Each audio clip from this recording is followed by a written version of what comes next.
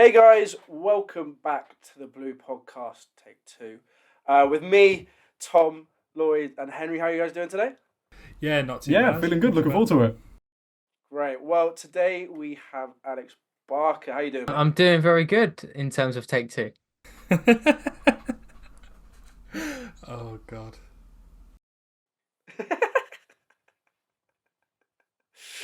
um, so anyway, what is it you do, Alex? If you could throw us in. I am Alex Barker of The Athletic and of the account at EuroExpert. Um, yeah, I've been on TIFO videos. I also make videos for The Athletic, The Athletic's news stuff. And for the last few years, I've been in and around claiming to be a European football expert. So that's either rubbed you up the wrong way or the right way. Well, I think it's rubbed Henry up the right way, if I'm not mistaken. Yes. I mean, not to sound terrible, but I followed your account for a little while, mate. I saw you were kind of mutual followers on Twitter with the Blue Podcast. I was like, I've got to drop this guy a message to try and get him on the pod. Is one of the few guys out there on the Twitter scene who's using fact to back up his opinions and creating some really good content from it. So very happy to have you on. Thank you very much. No worries. Well, we'll take it to the start. The start of the journey of becoming a football expert. Let's say that. How did you kind of kick things off? I kicked things off about a year and a half after I dropped out of Goldsmiths University. So I dropped out in 2018. I took about a year away working in retail in Smith's Toys. Um, just like Toys. Oh, that's a throwback. it is a That's a throwback. It is a throwback. throwback.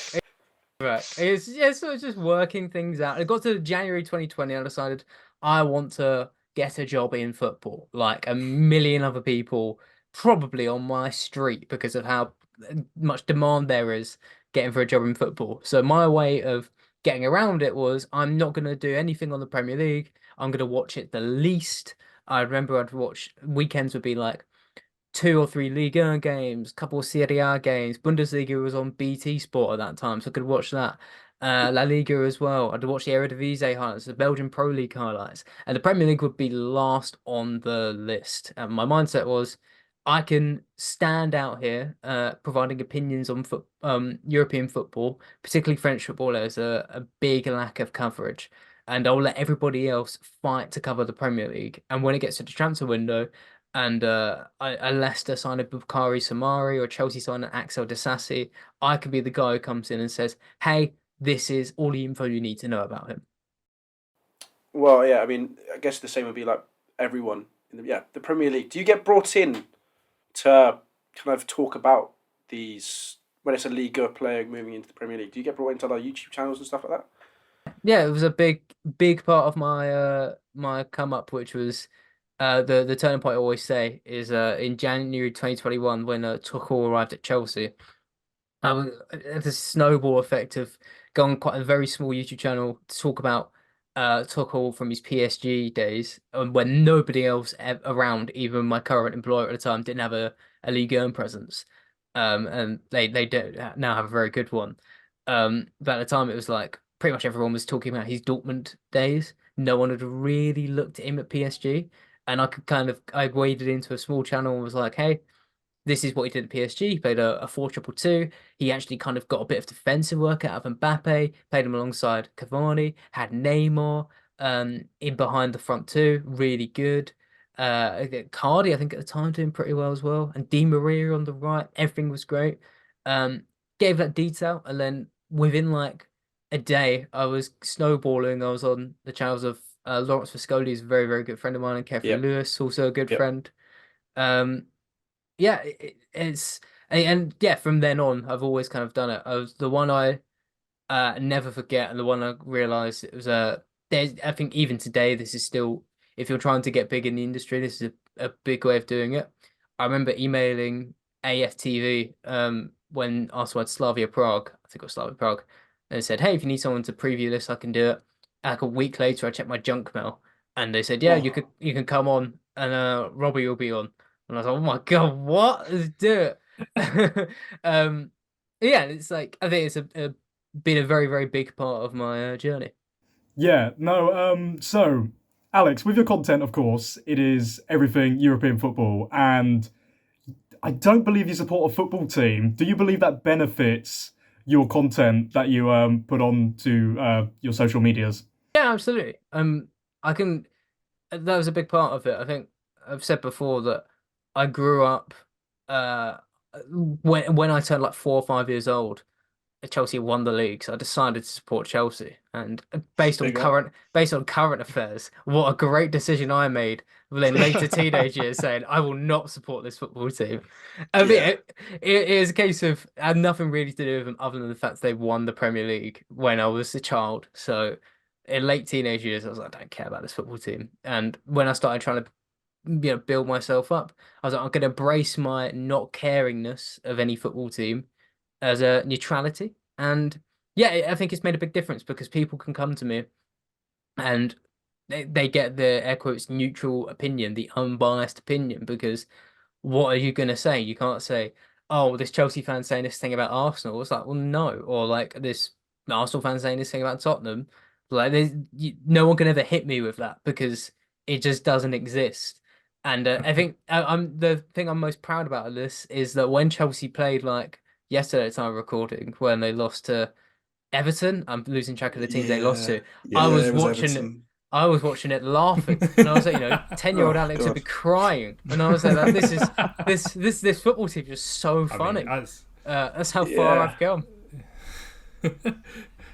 I mean, as a fan of one of the most inconsistent teams in the Premier League at the moment, if I could be spared all that pain, I probably would have Absolutely, taken it. it's become part and parcel now. I think and it is just a thing of like. I think lots of people, different people think I have different biases or agendas to different teams. And the West Ham fan base is quite split on me, which is fun because that is my local area. Some people think like, because I've been quite critical of Moyes in the past, and now Hmm. I'm not so critical.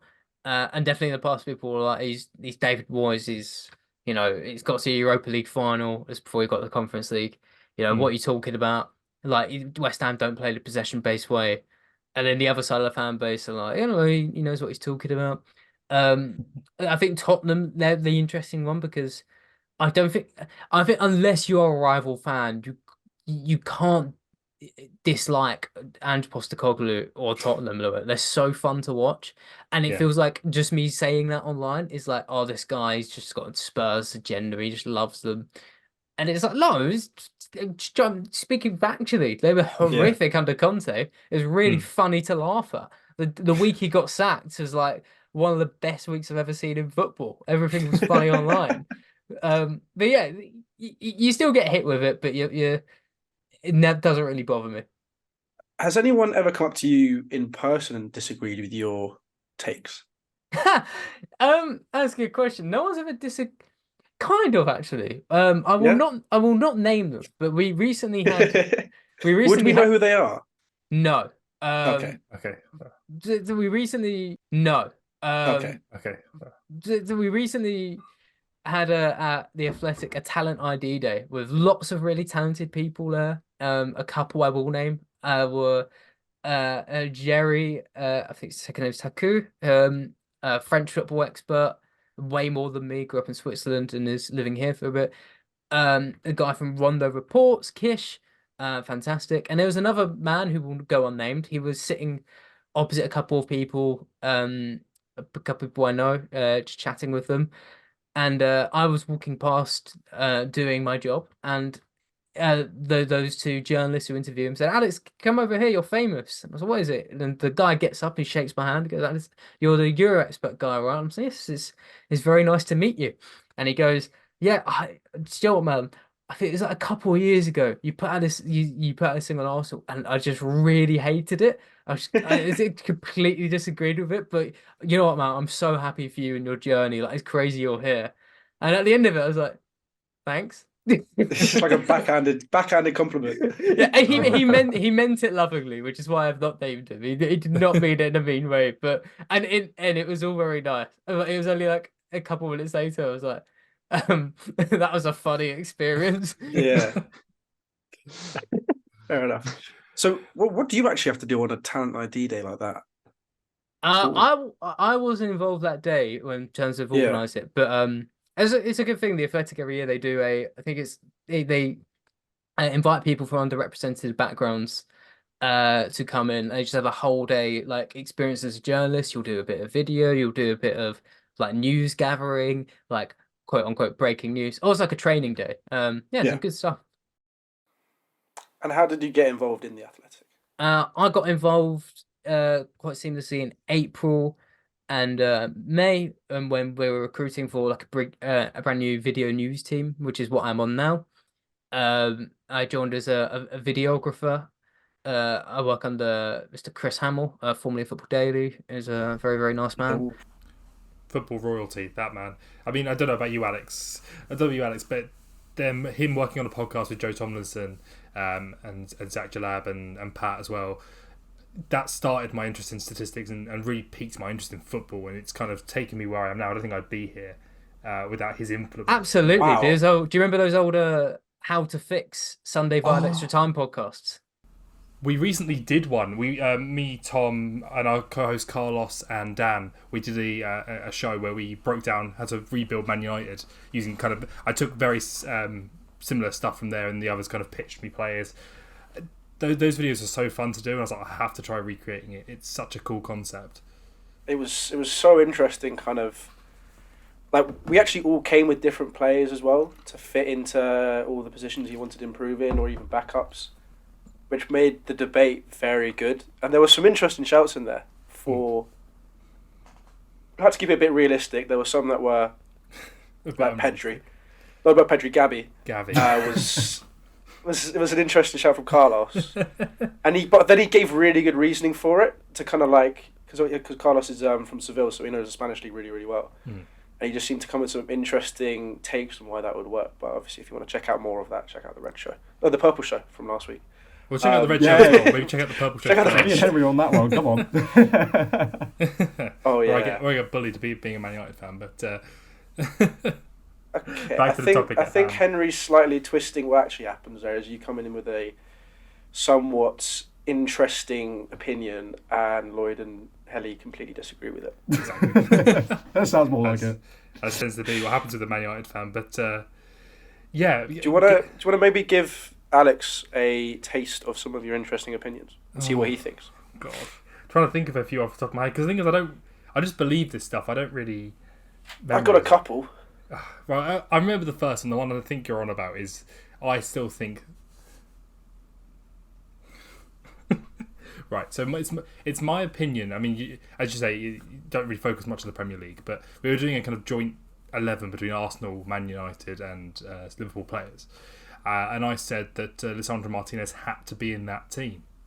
Between Arsenal and Liverpool? Yes. So think about who he's replacing at left centre back. That's not the worst opinion. Thank you. I think that's fine. What, you against Gabriel or like Van Dijk?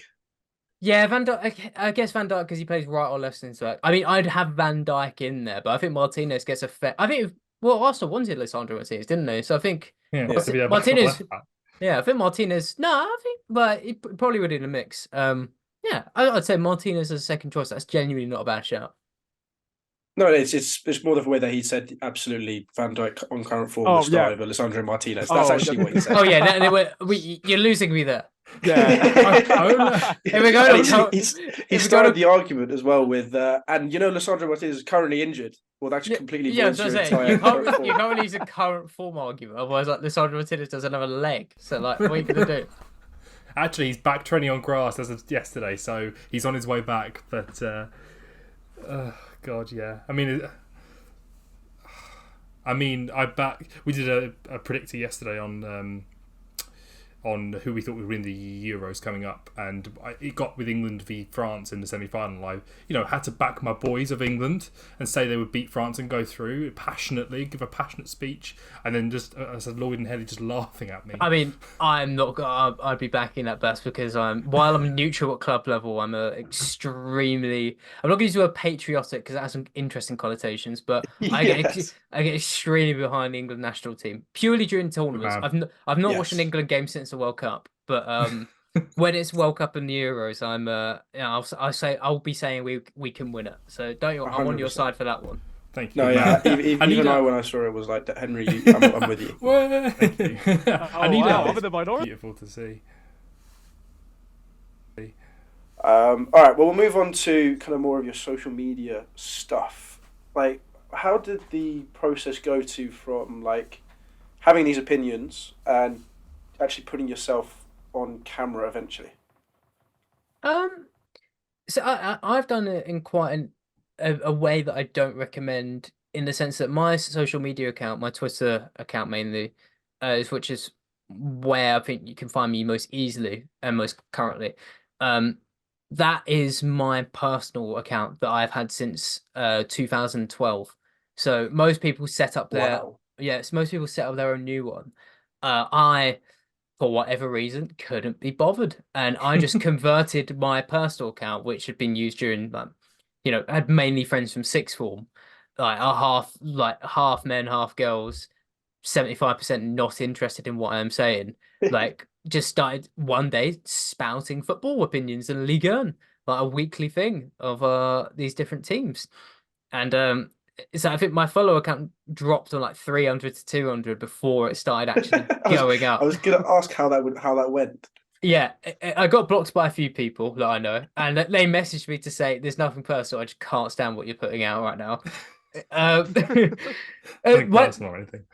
one thing that did help is gone now, but Football Index. I got Yes. into quite heavily that Yes. at the time, and I was like putting out players, like young players from like different leagues. It's like, hey, this guy, I feel like he could move and he'd be quite a big thing.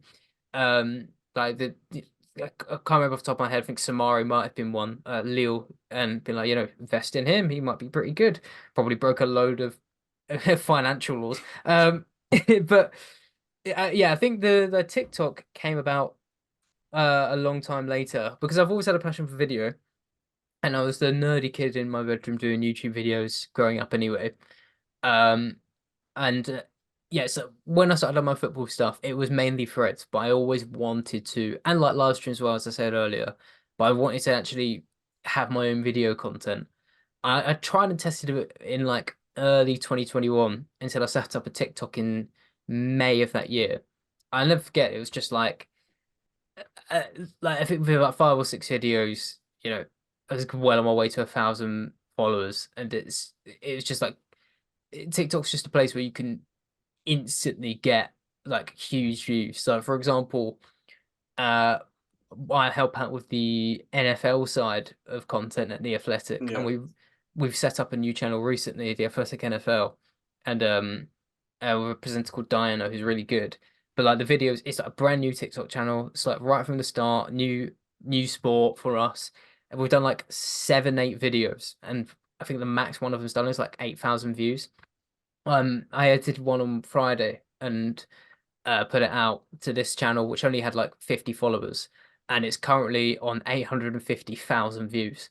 And it's just over the weekend, it's just all it took was that video through the roof, but on our way to 1,000 followers, just complete game changer. So yeah, I think a Yeah. long-winded answer to your question. I think once TikTok started, it was like, okay, this is a place where I can really grow my account. Mm. We well, I did that before. I did have when you have that one video that just suddenly springs everything else. But TikTok didn't like it, so it kind of quickly ruined. What did it have match Ruined. footage? No, I interviewed an OnlyFans star actually. So Wow, fair enough. Lily Phillips.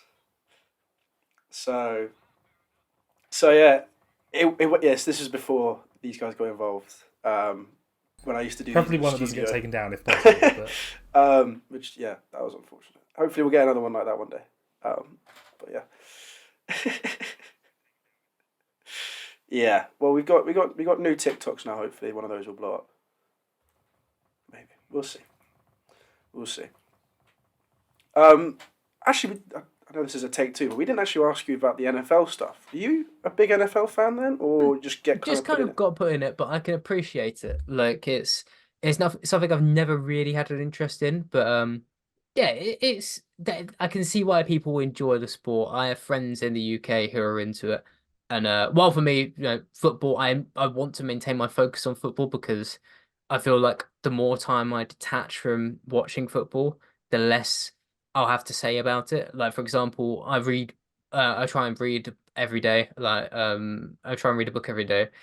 Um, I've read about like 30 to 40 books since I started doing this in January 2020, and every single one of those books has been a football one. There's never been one, like, no fiction one or anything like that. It's just Okay. a constant football, and that's a similar thing to NFL. I could appreciate it, but I doubt I'll ever have a proper serious interest in it just from what I I try to do. mean, so I have a. I'm not really interested in American football myself. I don't know why. It's just a kind of biased thing of it's like they call it football, but it isn't football. That ours is football. But my granddad loves it, and he watches all. He does the draft, and he has like a fantasy team that he does every year, and he takes it properly seriously, and he loves it. And I'm like, yeah, I love to see the passion that people have for their sport, and I'm like, I respect that. Speaking about kind of things that we're passionate about, Alex, who would you say would be your kind of favourite content creators out there on the Twitter sphere or on TikTok, for example, that say you would like be checking your phone and seeing if they've posted a new tweet or video? That makes it very current for me. I think I really like H's videos. I think he's someone. I think online there's a lot of people, content creators who, not a lot, but there's a few who are faking it till they make it, and they put on the impression that they are very well educated, or they do all the research, they know about every player everywhere. And one principle I always try to have is I will say if I don't know about a topic, because I think it's much better than lying and trying to make out they know everything. I think H is someone is like that. I think he does an insane amount of research, and the rare times he doesn't know what he's talking about, he will hold his hands up immediately and say it. And his videos have always been great. Before he joined the Overlap and since he's joined the Overlap. Other people, see, Mr. Tifo, teachers pet here. The Tifo videos, I recommend to basically anyone. They're just top class. And I guess any other creators, I would say. I can't be another teacher's pet, but so this is an honorable mention. The European football show, Totally European Football Show, with James Richardson, Julian Laurent's podcast, as exceptional. And I guess, yeah, another one would be the last one. If I've mentioned one before, Football Iconic, South African sort of video essay football channel. That has a really good depth Very and really nice nice. presenting stuff. Is there anyone kind of outside of football that you'd say you watch a lot of content of? TLDR News every day. They're a neutral news channel. They don't cover anything to do with sport. They'll cover like global politics, English politics, EU politics, business stories, cover absolutely everything. And one of my big recommendations to people trying to make it in like journalism and sports is that you should consume their content because they will educate you on all the other matters going in the world. And it's like it could be so important. Like the other day, we were wondering when Amazon Prime, obviously they did all the midweek Premier League fixtures. Like there's a shout in the newsroom of, does anyone know how they're actually getting on? And TLDR did a video on Amazon Prime, video in their business, and I was able to be like, it might be worth looking into because the business kind of split into at the moment. There's two presidents or vice president. One of them wants to do a lot of sport. The other one just wants to pile money into like creative TV and film. It might be worth looking at because there's a lot of complaints in the industry about Amazon Prime Video. So it is just that thing of educate yourself in other areas, and it will help Sounds good. what Yeah, you're no, I trying to mean do. it's these kind of people. It's a couple of other guys that I've seen on Twitter. One that KSI follows, weirdly enough, can't think of his name at the top of my head, but he's another like news channel. I'm just thinking these people are so honest and upfront and clear. Maybe I forget the name, but they're all very clear and honest, and they're actual people just delivering the news and doing their research. And of course, the media has their kind of pops at them. I just think they're people that we need to follow and support and back, because if we don't, they're just going to disappear, and we're just going to end up with the control of the mainstream media. Control of mainstream media. You sounded like an interesting corner there. Yeah, I'm going to leave that opinion there, because I don't think it's a smart idea to take it further. Okay, I will be definitely bringing this up in a future podcast. Yeah, thanks for that. Oh no, here we go. I wish I hadn't said it now. I think Yeah, technically thanks for that. I am the mainstream media, so I should take that personally. Oh no! I don't count the Athletic in that bracket. I'm talking about the BBC News. So Ooh. you can't do the Athletic as not as a news brand on the same level as Oh, the good BBC. God. Wow, Oh, Henry! wow. Wow! I'm just digging a hole. Oh wow, I'm just Henry! gonna I did shut not up for a ask you to little come on bit. this podcast to insult our guest.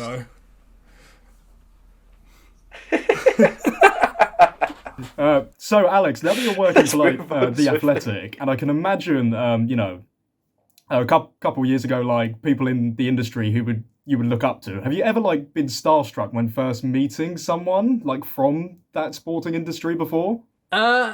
Yes, definitely. I remember. I get starstruck every day. I say starstruck to a point, it's not like, oh my God, hello. That's only that's only ever happened once, and it was when I was working there originally at the Emergency Football Hotline. I was like a temporary contract during the World Cup. People ring about football opinions, I'd answer. That was in office. I'd been in there for about 3 or 4 shifts, and I'd seen lots of people I recognised, and I was like, oh God, this is really nice. I'd introduced myself to someone who I knew was my age, which is Liam Farm, the tactics writer, and me and him now are very good mates, so that all went well. But that wasn't he'd only recently joined, so that was just more of hey, I think me and you would get on. But I remember going to the kitchen and seeing Seb Stafford-Bloor from Tifo, and it was just me and him, and I was like, I cannot stand here and not say I'm a massive fan, which is, I think I word for word pretty much said that. I was just like, I'm just I'd hate myself if I didn't say I'm a massive fan of your work. And he walked me in like I'd won some sort of charity, into the Tifo room. He goes, hi guys, hi everyone, this is Alex. He's a big fan of Tifo. Come and say hello. Walked me around. I said hello. Shook the hands of what would be future colleagues. And in fairness, Seb, he lives in Germany. Whenever he comes to the UK, he always gives me a big hug. And Oh. so clearly that went well. But that's probably the only time. I think the only time there where I have just been like, oh, I'm so in awe. I just need to say something nice. This is awesome. Oh, that's a very wholesome story. That is very nice. I want to play kind of like a little game with kind of from you to us. And you've spoken about how you used to put out, hot young talents who need to go somewhere or, are up and coming. I was wondering if you have any in your head right now, and I kind of want to see if any of us know of them. So kind of, does that make sense? Yes, it does make sense. Oh, that's a great question. I'll limit it to top 5 leagues, otherwise I felt it was a bit unfair. I'll start easy. Joshua Xerxes. Oh, where's he playing now? Is he still at Anderlecht? Yeah, where he plays. Guess me his Recognise age the and name. nation. Okay, so we got to guess where he plays. Then. He's Dutch and he's a striker. He's playing for Anderlecht, I want to say. Last time I saw him, he was playing for Anderlecht. You're probably correct. The last time you saw him, he was playing for Anderlecht, but he is not there right now. So he's in the top 5 leagues as well. So he is Dutch and a striker. I know it. Damn it. I'm I guess thought he's I was in knocked League out. One. It should be Lloyd. Oh, for some reason I've got Bologna in my head, but I'm not sure if you're it's bang on, mate. Oh, is that it? Yeah, Is that it? yeah. Is that it? Literally, as soon as I guessed it, I knew it was Bologna as well. I was double guessing myself. He moved in the summer. He's had a very good start. He's got 4 goals actually, I want to say. Strong start. Wow. Playing under Motta. Under Thiago Motta. Very nice season. Let's throw another one at you. How about we're gonna go with a very easy one before I give a massive hard one. Angel Gomez. Oh, Lloyd, I guess you go first because you got it right the last time. Wait, I get to right. Okay. Because I'm ready if you don't know. Yeah. Lord, if you don't get this, I'll be disappointed. If you know where Xerxes is, you should know where Angel Gomez is. Lille. Is it in France? Yeah. Can you tell me the position he plays? And I want a specific. Oh, he's sort of because he used to be attacking midfielder, right? So recently it's more like a sort of like it's like a box to box, like in a two. Yeah, I'll think. give you that. I'll give you that. Give you that. Is it because I was leading to 6-6 or a box to box? Lloyd's banned from answering the next one because I knew that one as well. I was fuming. I've followed him for years because I remember like years and years ago when he was like probably about 15, 16.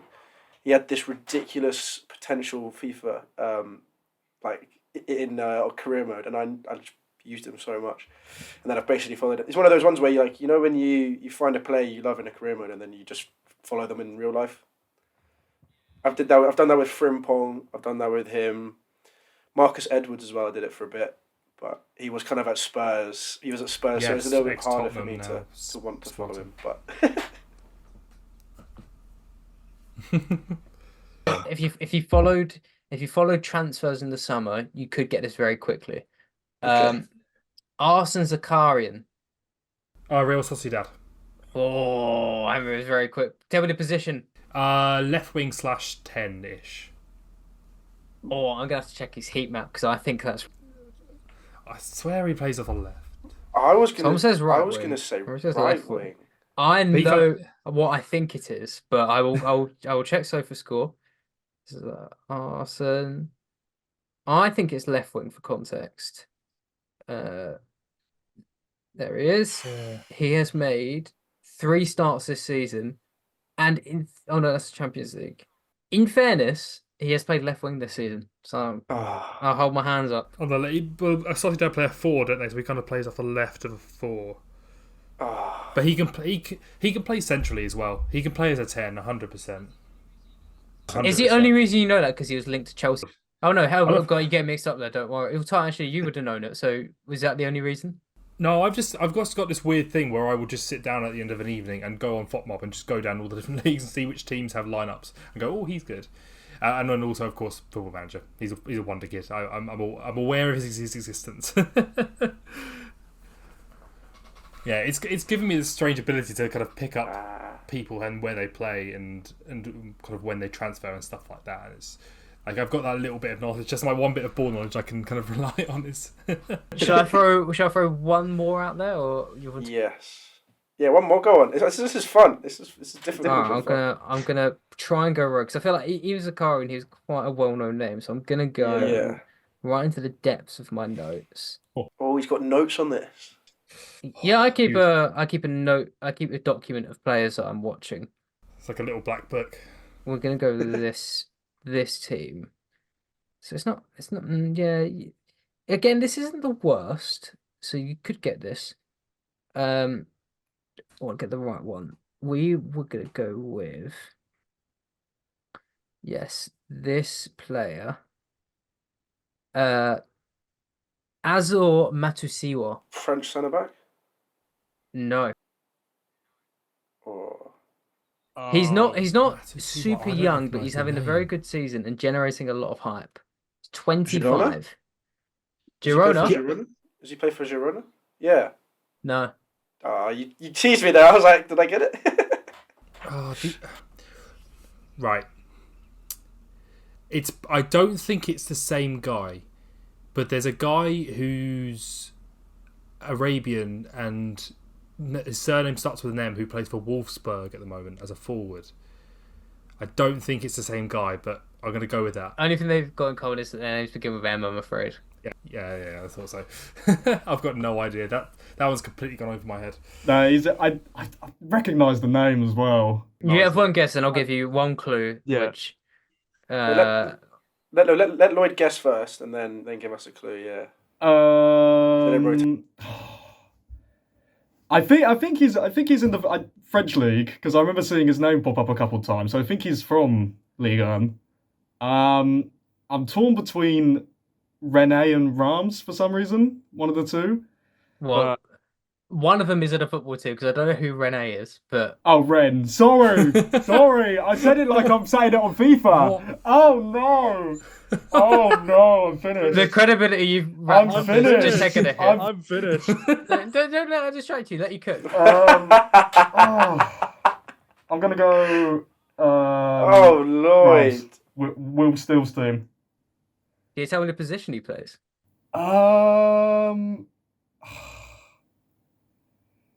Oh man, that's so difficult because I'm thinking either centre back or like defensive midfield because I think he's one of the two.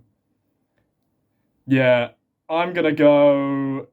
I'm gonna go centre back. Oh, you almost had it, my friend. I almost had it. No. It's the defensive midfielder at Rams who's generating a lot of hype. Man. Will Steele's team. Wow.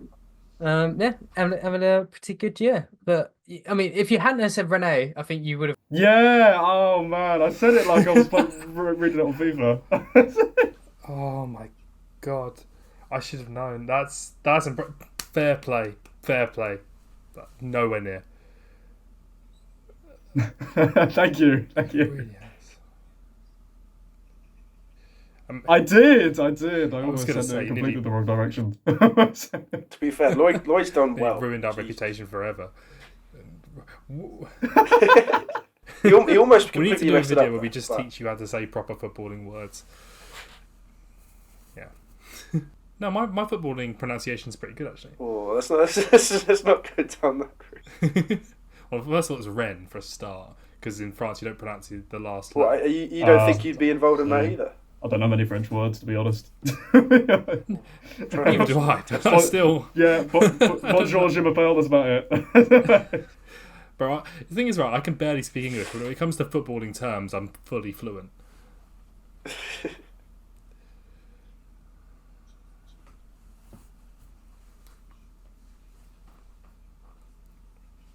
No, it's a good question because I'm trying to study French. Have I you, did German watching in the French school. league?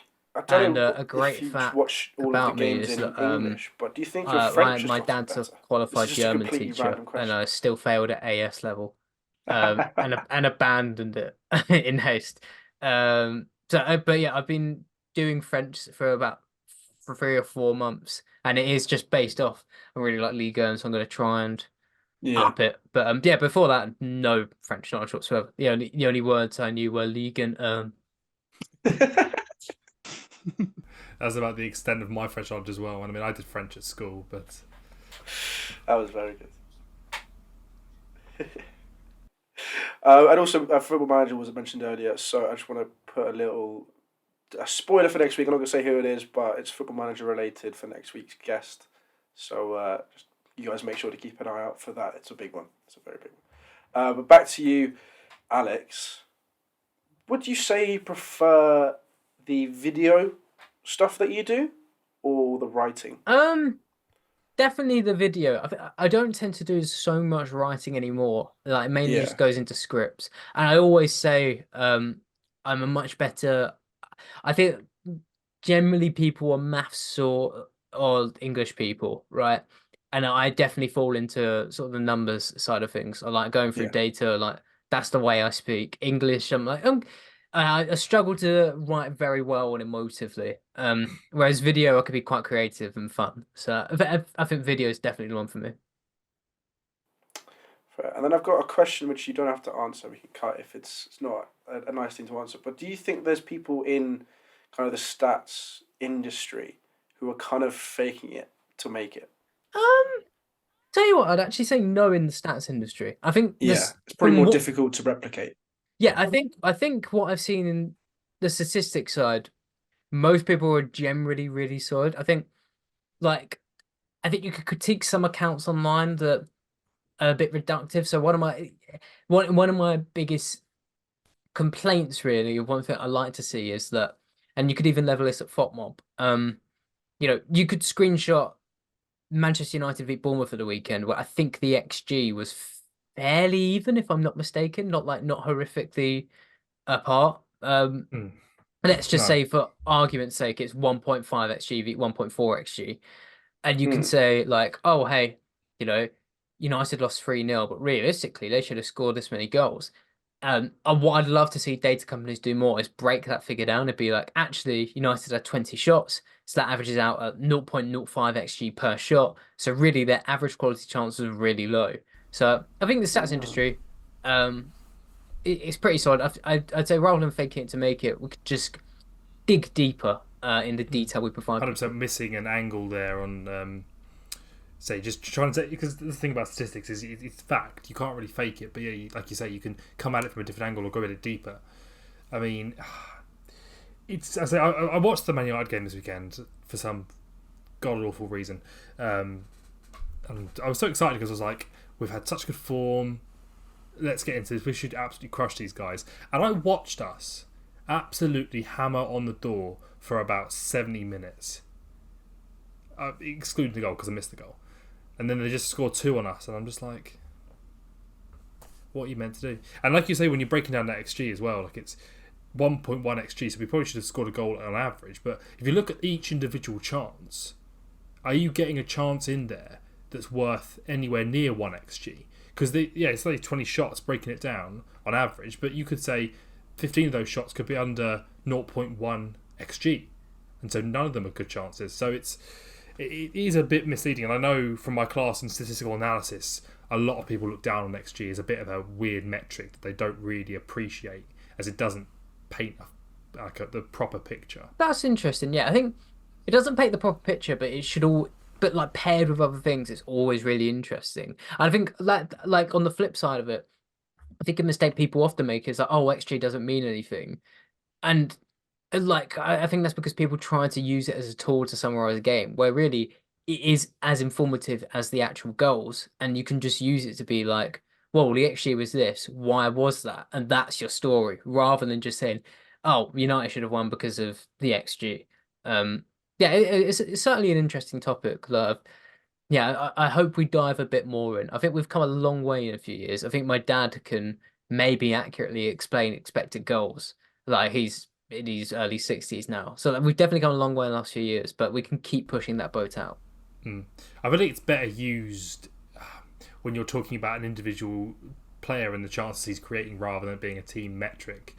That's just my opinion anyway from what I've seen. But there are so many other kind of what we like to call key performance indicators out there that you can kind of focus on for players that tell a much bigger story. I mean, you yourself, when you're doing a profile on a player, it's not just like looking at their XG. There's so many more metrics, and it's like I said, all opinions are kind of, all facts are good facts, but you want to paint a full picture. You want to look at all the stats. You can't just exclude one for another. So it's worth considering, but it shouldn't be the be all and end all. Yeah, absolutely. And you also, if I'm not mistaken, do a bit of football art, Alex. How did you get into that? Yeah, that was the logic behind that. I mainly did it in my old videos was, I don't want to show match footage because I don't want my account to ever get taken down. I want to eliminate that possibility. And also, I don't want to use copyright images because I knew when I wanted to go for a job one day, I didn't want to have that shock moment where I go, oh, I have no idea what I'm going to put on screen in this video because I can't use this image or that image or this image because it will be copyrighted. So what I did at first was just trace Creative Commons images, or like club provided images, which I knew I'd be okay with, and trace them pretty much completely. And as I leveled up my videos more, I got a bit better with it's like somewhat tracing, but enough of my own flair, or some would say bad art skills, to be like, this is my own piece of content. Honestly, there's the Tifo thumbnail designer is a guy called Harry. He like if you look at Tifo RL on Tifo football, the thumbnails he makes like they're they're they're like mine, but insane on another level. And he came down to London recently, and I practically begged him to teach me how to get onto his level. So hopefully one day I do. But yeah, it was very much a pragmatic thing of I need to stay away from any copyright issues. Fair enough. Do you think that's an issue with current kind of maybe up and coming like creators in that sense who are all about the stats and might be using copyright, it could be an issue for them in the future. Yeah, absolutely. I tell it to absolutely everyone. I mentioned the guy earlier from Rondo Reports.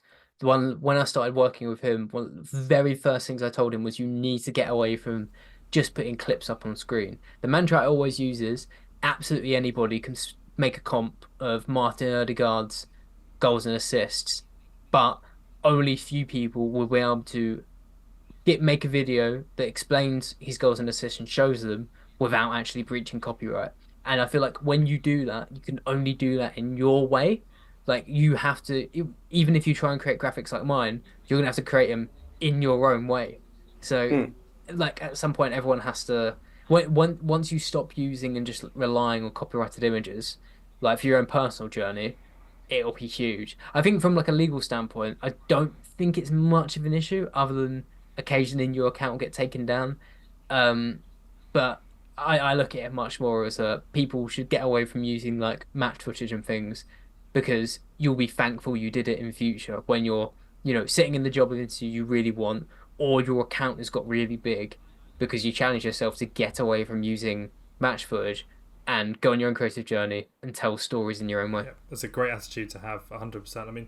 I don't know about you, Tom or Lloyd, what you've seen of Alex's art, but it's actually it's pretty good stuff there. I mean, did you do any kind of art qualifications? Did you go on any courses? Or was it all just self-taught? All just self-taught completely. I mean, your art is probably better than my art, and I did a GCSE and an A level in it. Yeah, no, I did an A level art. I got a C, but I got a C in A level art, and my teacher said I didn't work hard enough. But I actually came second in a kind of area competition. What I found with mine, to be honest, was just like, I'm a very system-based person. What I found was quite often I'd lightly trace the outline of a player. At that point, I was just like, okay, the eyes go here. The eyes tend to always get drawn the same. Mouth goes here. Hairline goes here. And because it's basically one flat layer for each player.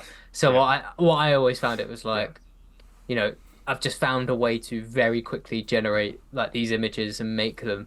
So I appreciate Coppola is interesting, because like from my perspective, it's always just how can I get this done within like 60 minutes. Yeah. I mean, trade secret. I mean, going through A level and GC art, every piece of work I did was in some way traced, like the outline and stuff. Like it's a very common thing. So it's not something that's done to be quick. Like it's a kind of known thing that artists tend to do. From where I came in the art world, it's done a lot. So you starting to throw artists under the bus now? Oh no, it's well known. People know this. I mean, if I get a dirty message from my art teacher from school, I mean, I know I've done something wrong, but cross that bridge when we come to it. Listen, there's generative AI about, man. Artists need all the help they can get. Yeah. Oh god, yeah. That is very true. Some of all over my TikTok feed at the moment, it's just pictures of Homer Simpson and like Family Guy and stuff like that, just going on nights out and getting on the drink. It's really funny stuff. Like but it's like AI is coming for people's jobs. Mad. Oh, absolutely. Like at work for me, like I can, let's say, Sheikh Jassim, for example, did a video on him at Man United, and like there's generally 7 photos in existence of him, like ever, and like one of them's this really tight profile shot of his face. So you just get generative AI to just make his shoulders, and it's insane. And it's like I just have a whole new image pretty much, and it's like it's not one where it's obviously AI. Like I guarantee everyone would have seen it and just thought, oh, they found the original fit image where they've got his shoulders in. Yeah. It's crazy stuff. I mean, let's not focus too heavily on Sheikh Jassim, because I will just fall into another pit of depression. But well, I mean, do you think that's? I think that's kind of, we've covered most of the stuff we wanted to anyway. So thank you very much again, Alex. Thank you very much again. Yeah, thank you. Thank you very much for coming on twice for us there. I mean, a bit of background to say, we tried to record this yesterday and there were some technical difficulties with the recording, so we had to do it again. But as that's a very diplomatic way of saying Alex was meant to record his video and audio and didn't realise that until 20 minutes after the podcast ended. I mean, I didn't want to throw you under the bus, but if you said it, like, I've said it, and do you know, I can see my audio waves on my right screen, knowing that Brilliant. I am recording this. So we're all solid this time. Well, thank you very much. Do you want to shout out any of your socials for us?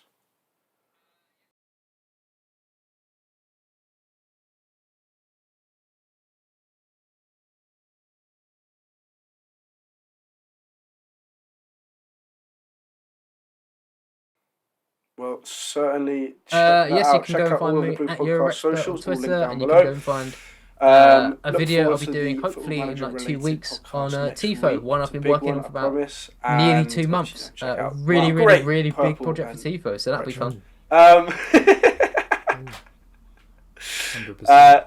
I'm kidding. I love everyone the same. Cheers, guys.